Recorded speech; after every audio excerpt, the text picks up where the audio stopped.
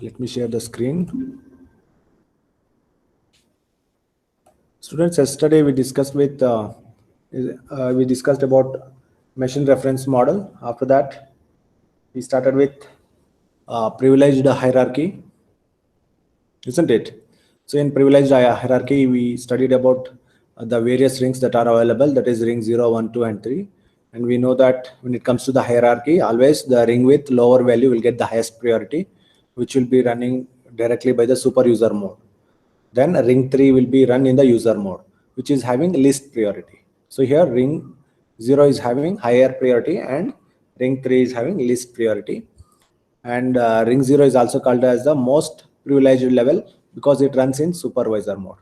And ring 1, 2 are called as privileged modes, and it will run at OS level. That means operating system is will take care of executing the instructions at ring 1 and 0. Sorry, ring 1 and 2. Whereas in ring 3, directly the guest OS can execute it using the user mode. So the final takeaway is ring 0 means super user mode and ring 3 means user mode. So that is user threads and system threads. Ring 0 executes system threads and ring 3 executes user threads. And we started with hardware virtualization. Hardware virtualization provides the abstract execution environment. It will provide the abstract execution environment in terms of computer hardware on top of which the guest OS can be installed. So in case of hardware virtualization, you will be having the bare hardware. Upon that, straight away you can install the virtualization layer, what we call as hypervisor or VMM. And another name for hardware level virtualization is system virtualization. And this is the diagram what we studied. Hardware level virtualization. This is also called as the architecture of hardware level virtualization. See here, if this is the actual storage and this is the virtual image created by the VMM. And this is the host. This host represents the underlying infrastructure. So which includes storage, processor, main memory, and so on and so on.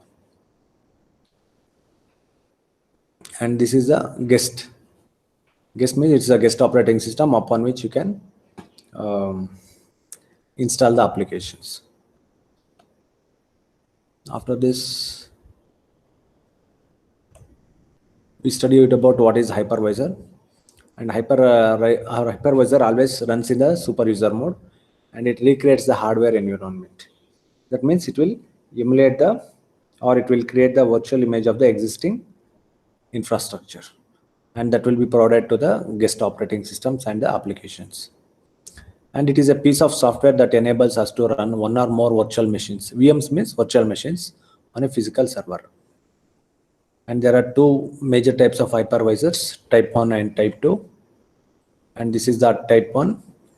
In case of type 1, we directly, we have the hardware. Upon that, directly we install the virtual machine manager. Then upon that, can install multiple virtual machines. What are these virtual machines? These are called as VM instances.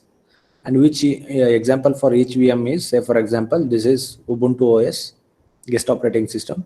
And the second one is Fedora. Third one is say Macintosh, and third one is Windows 10, like that. For last one is Windows 10, like that. And here you can see the role of ISA, which is used to translate the instructions between the layers, between hardware and VMM, and also between VM and hypervisor. And it takes the place of OS. That means in case of traditional system, above the hardware usually we install the OS. Now instead of OS, here we are installing VMM. That means it takes the place of OS, and it directly interact with ISA exposed by the underlying hardware that you can see in this diagram. And it is also called as native virtual machine. The alternative name for type 1 hypervisor is native virtual machine, and also there is one more name for this, bare metal model or bare metal hypervisor. It is also called as bare metal hypervisor or the bare metal model. Now keep in your mind. If you get a question, explain bare metal hypervisor, then you need to explain type 1 hypervisor with this diagram. Then type 2 hypervisor, just like how we are using what is that, VMware. So this is the architecture, and the example for us is the VMware how we are using in our labs. So we have the hardware and we have the operating system. Above that there is an hypervisor, that is we have VMware here, and above that we can create multiple virtual machines, and each virtual machine can host number of applications depending upon the our machine capacity. So usually we consider it as a server. Okay, usually based upon the system capacity, we can decide how much we can install.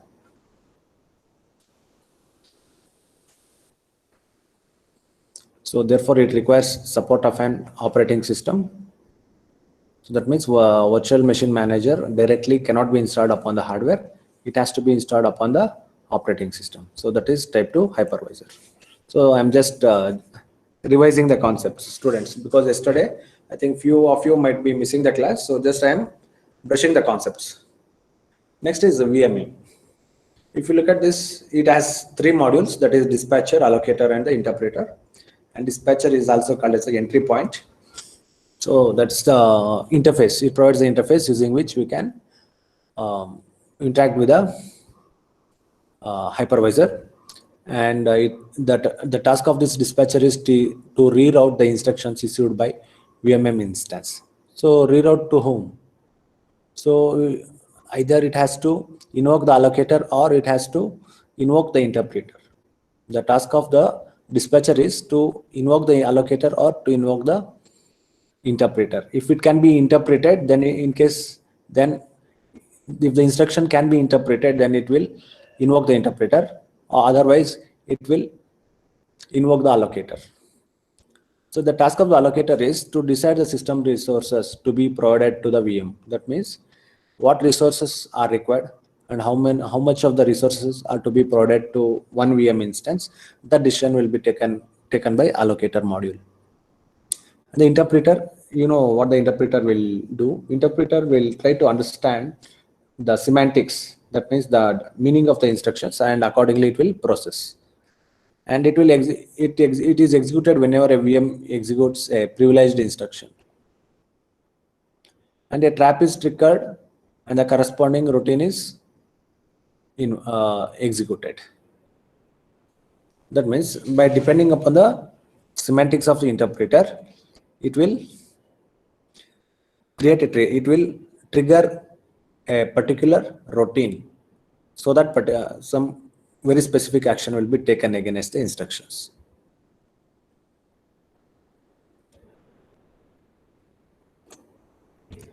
Look at the architecture of VMM. This is the architecture of VMM, which contains 3 modules: dispatcher, interpreter, and allocator.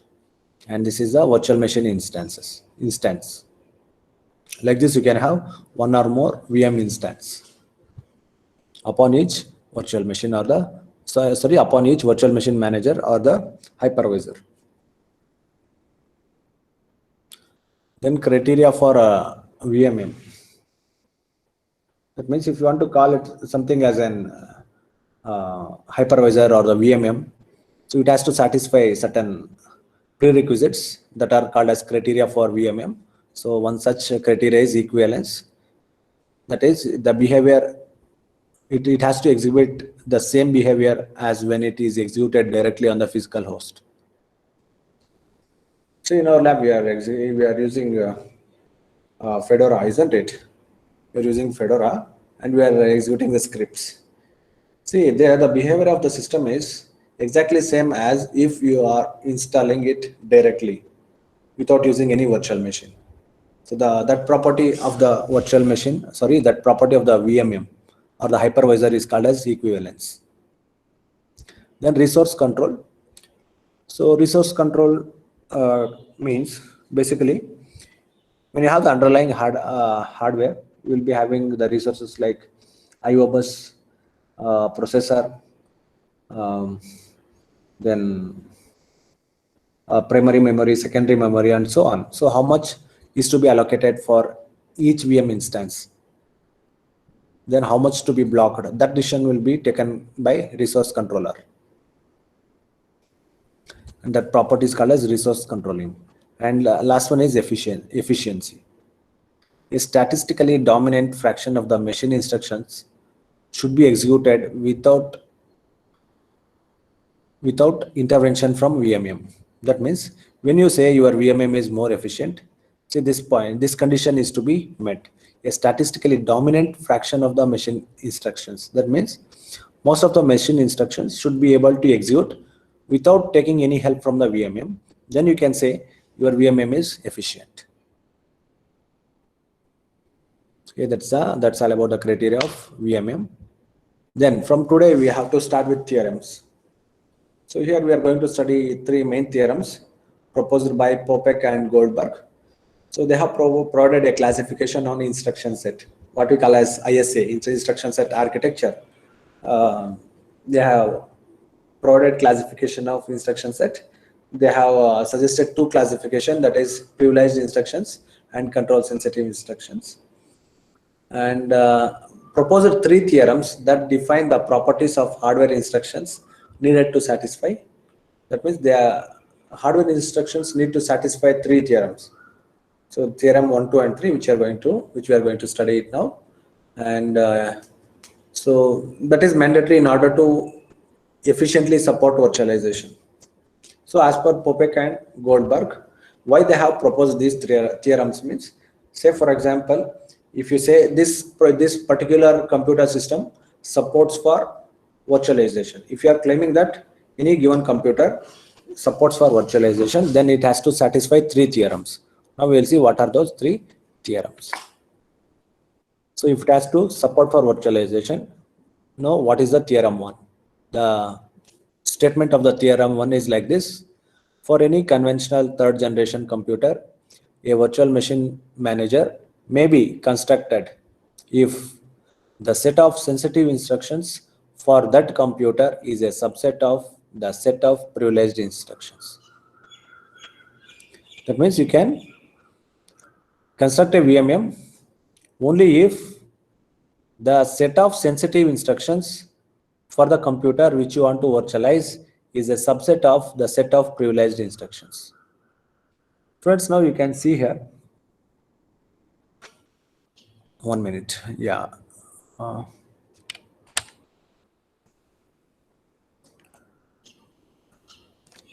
See, what is that innermost circle?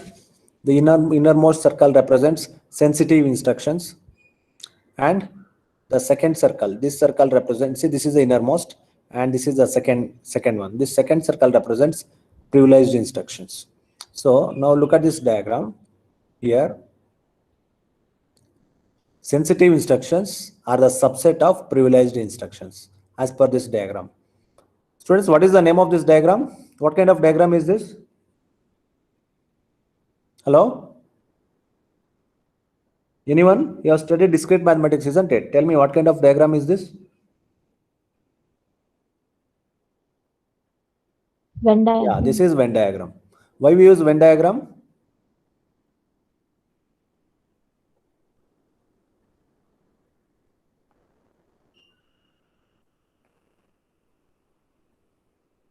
See, whenever you want to talk about some similarities, that is like some of the operations like union, intersection.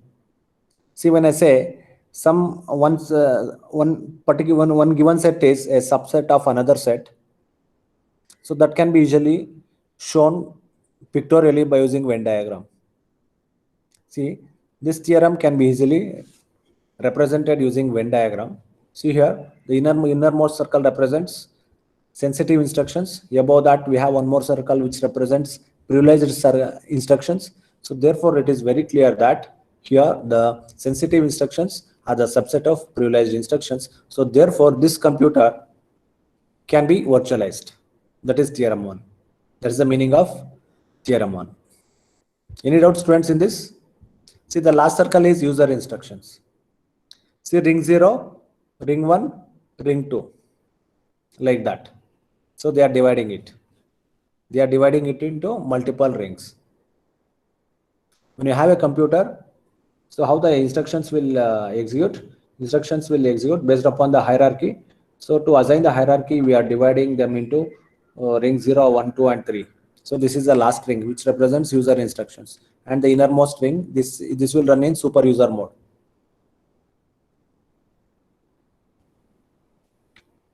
Shall we move to theorem 2, students? See, this is very simple.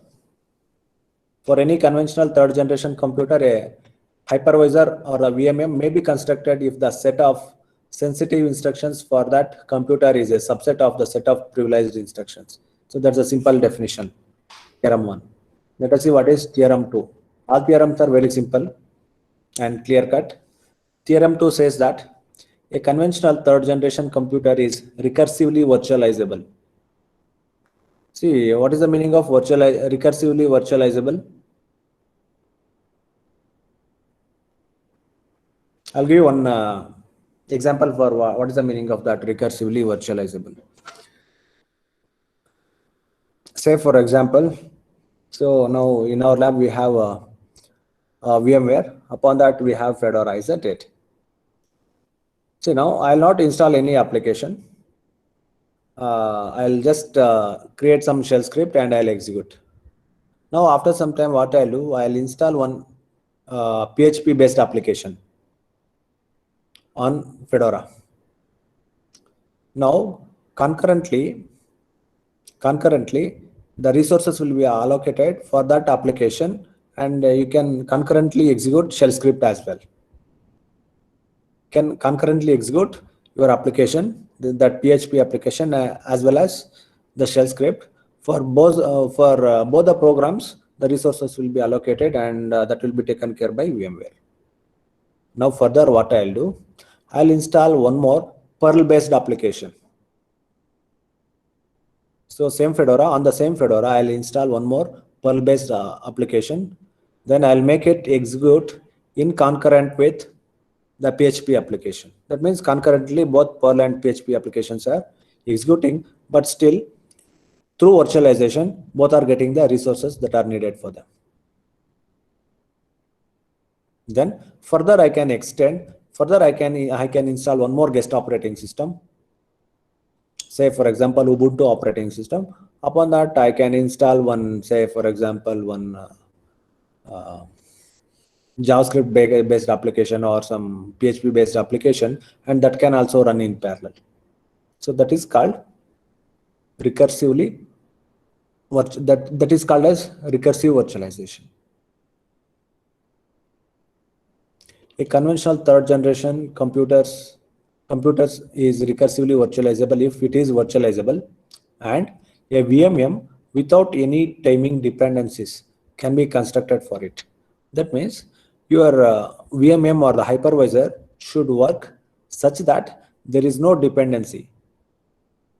There is no dependency in terms of allocating the resources. When you want to execute so many applications in concurrency, it has to support for it. That means it has to support for multiple or the concurrent execution of multiple VM instances. See, always I cannot say that when I have one virtual machine manager, I will have only one VM instance. No, not like that. I can have a number of VM instances, where each VM instance represents one guest operating system plus some applications. Isn't it? That is called VM instance. That's about theorem 2. As per theorem 2, the system must be virtualizable, and without any timing dependencies, VMM should work. So VMM must be constructed without any timing dependencies. Timing dependencies means here, say for example, say right now VM1 is running. Okay, if VM2 has to run, it should not depend upon VM1. So independent of whether VM1 is executing or not, VM2 must be able to run independently. So that is the property of this theorem. Then theorem 3. A hybrid virtual machine monitor may be constructed. So look at here the term hybrid VMM. A hybrid VMM or the hybrid hypervisor may be constructed using third generation machine in which the set of user sensitive instructions is a subset of the set of privileged instructions. This is quite different. See here, they are claiming that an hybrid, if you want to construct an hybrid VMM or the hybrid hypervisor, the set of user instructions. See, user instructions means already the ring 3. Okay, ring 3 instructions is a subset of the set of privileged instructions. What are privileged instructions? Ring 1 and 2. See, ring 0 is most privileged, that is, it executes in super user mode. Privileged instructions means ring 1 and 2. So they are telling that if ring 3 is the subset of ring 1 and 2, then you can build hybrid VMM. So in HVM, see, HVM means hybrid VMM. More instructions are interpreted rather than being executed directly. That means within the VMM, as I told, there are 3 modules, and one of the module is interpreter. So that interpreter will execute maximum instructions instead rather than being executed directly. Okay, that means if you build an hybrid virtual machine monitor, more instructions are interpreted rather than being executed directly. See, in case of normal hypervisor, what happens? Very few instructions will be interpreted. Most of the instructions will be executed directly. But whereas in case of hybrid VMM, more instructions are interpreted rather than being executed directly. That's about theorems 1, 2, and 3. And this is the important question. Okay. So explain the 3 theorems proposed by Popek and Goldberg. Or they may ask that, explain the classification of instruction set given by Popek and Goldberg. If they ask that much also, you need to explain this classification, then 3 theorems. All the 3 theorems you need to explain. Now let us see hardware virtualization techniques. So already we know hardware virtualization technique means directly upon the hardware, you can install the virtual machine monitor. So, and the whole purpose of this hardware virtualization technique is whatever the physical hardware you have that needs to be virtualized. That means you need to create the virtual copy of those things and make them available for the VM instances. That is the main task or the need for hardware level virtualization.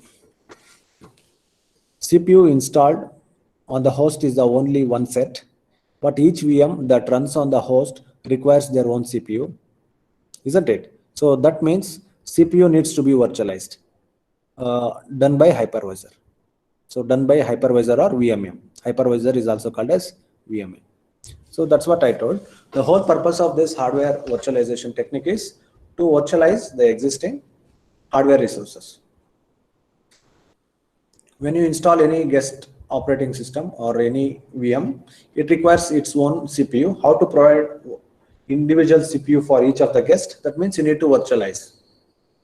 You need to virtualize and you need to provide them the CPU. Next, hardware assisted virtualization. Look at the term hardware assisted virtualization. In this, hardware provides architectural support for building a VMM. So what this will do?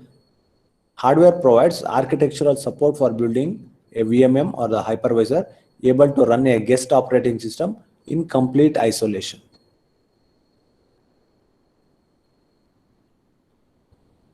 Example, Intel VT and AMD V are the extensions. So these two are the example sample softwares available to achieve hardware assisted virtualization.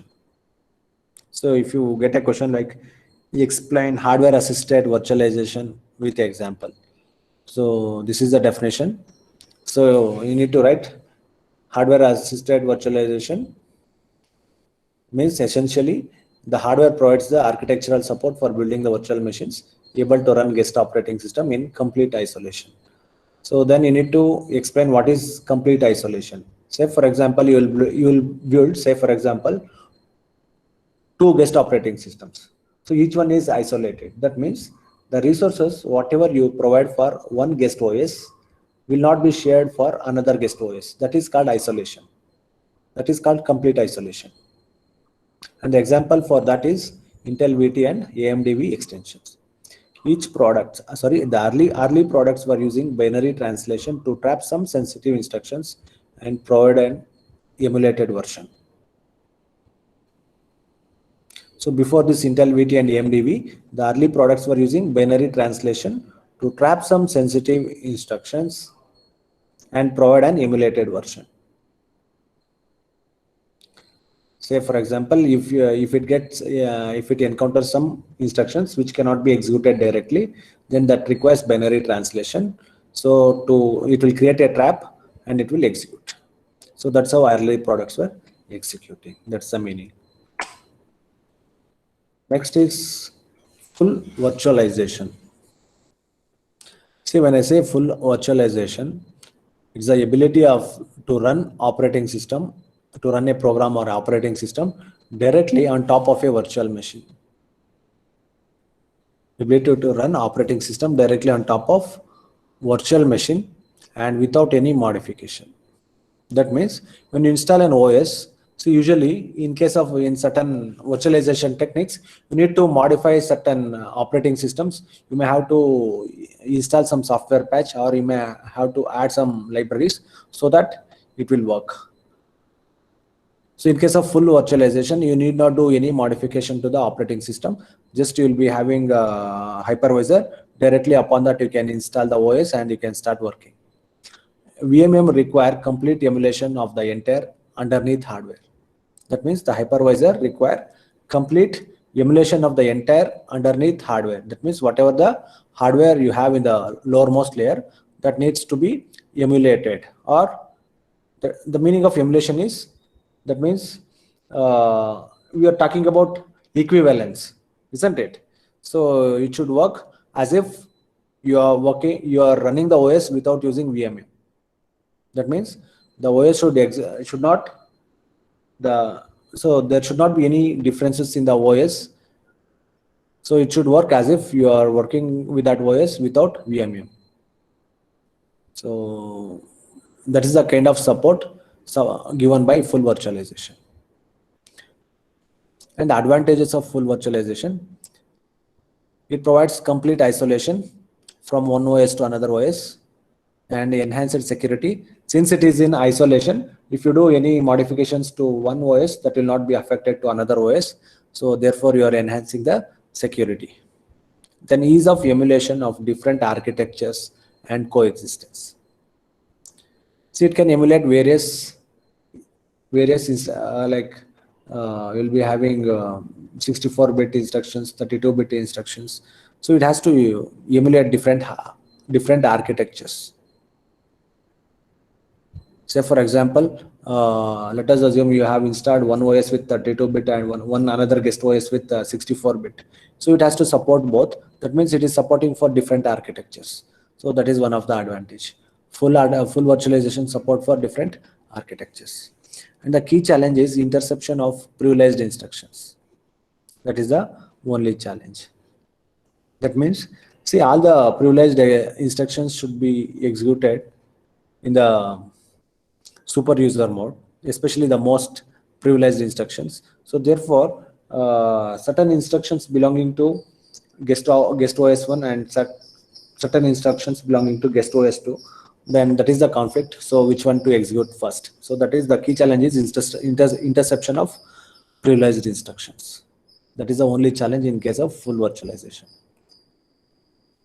Next, para virtualization. See, full virtualization is very transparent. That is very transparent, whereas para virtualization is not transparent virtualization. It requires thin VMM. Okay, let us see what is that. Expose software interface to the virtual machine. Expose software interface to the virtual machine that is slightly modified from the host. Guest operating system need to be modified. So that's what I was telling early. So in case of certain virtualization techniques, upon installing the guest operating system, you need to do a little bit modification so that your applications will work. Otherwise, whatever the applications that you install or whatever the programs that you want to run may not run efficiently. So hence, this is called as not transparent virtualization. Why it is not transparent? Because you are supposed to make certain modifications to the hypervisor and modifications to the guest operating system so that it will run efficiently. So it will simply transfer the execution of instructions which are hard to virtualize directly to the host. That means in case of para virtualization, if the VMM fails to execute certain instructions directly, then that will be passed to the underlying hardware to execute them.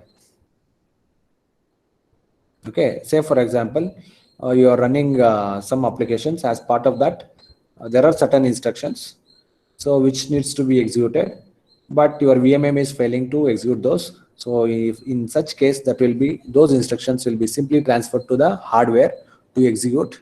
So the hardware will execute and it will send the reply back to the VMM. In turn, that VMM will send that reply back to the application guest OS. So that's how para virtualization will work. Then partial virtualization. Partial emulation of the underlying hardware. That means not complete emulation of the underlying hardware.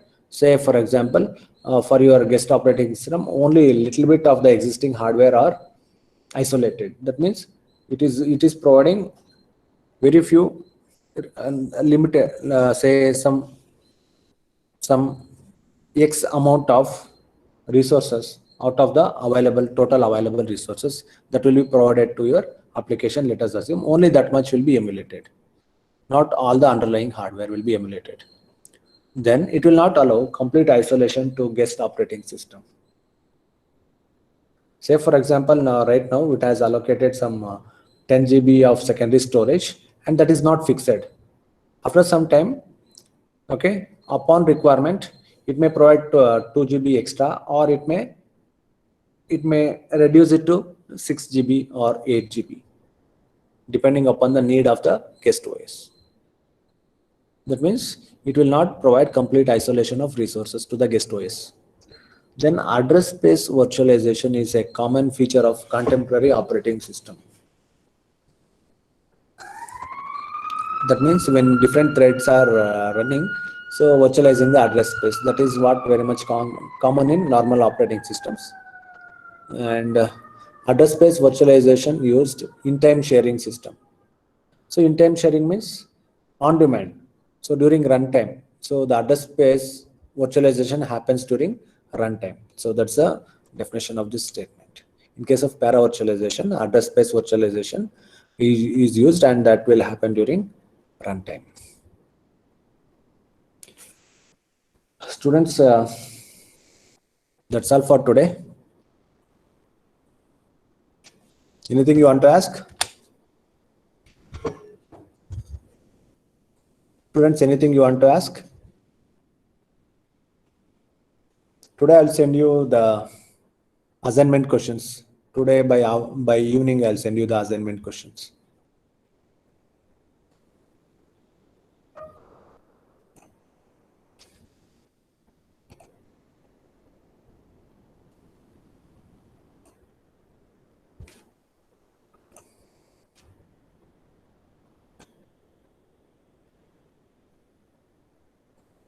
Students, you can type your names here. I didn't bring the attendance. You can type your USN so that will be considered for attendance. Type your USN. Everyone type your complete USN. That will be considered for attendance.